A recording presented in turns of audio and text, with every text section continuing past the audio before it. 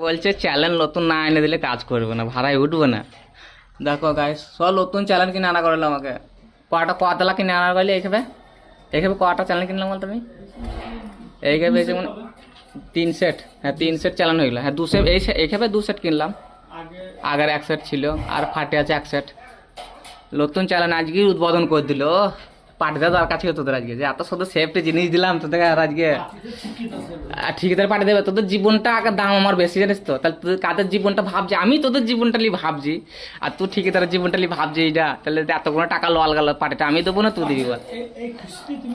আমি কেন খুশি দেবো? তোদের খুশি হওয়া দরকার যে আমাদের এত সুন্দর সেফটি জিনিস দিলে পাঠিয়ে দেওয়া দরকার। তুই কি বলিস? ঘরটাই নামাইতে হবে নাকি? এটা একটা দুঃখ ভাব। কিন্তু বর্ষাকালে এখন খালি ঘরের ভেতরে কোনো করে আসছি গাইস, আর বাইরটা পুরো দেখো। এইদিকে তিলপাল টাঙিয়ে দিয়েছি, বাইরে ময়লা। গলি গলিপাড়া ঘর, ঘরটা খুবই গলি।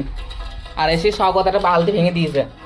ওই দেখো এসি বালতির উপর চেপেছে, ওই দেখো আলাদা হয়ে গেছে।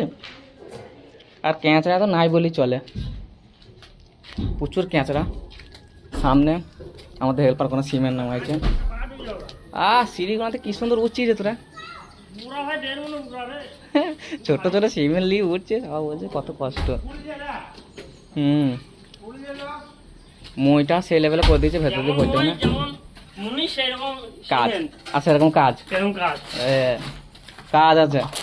গেরস্তের হাতে কাজ আছে, ঠিকাদার হাতে কাজ আছে, মিস্ত্রি হেল্পার হাতে কাজ আছে। লাগা লাগা। হ্যাঁ কি পানিটা? হ্যাঁ কয় ভেতর দিয়ে দিচ্ছে। চেঁচি বলেই নেবে, হিন্দু লাগছে ওরা। মুসলমান তাতা বলবি না, বলে চেঁচি বলছিস তাই বলবে।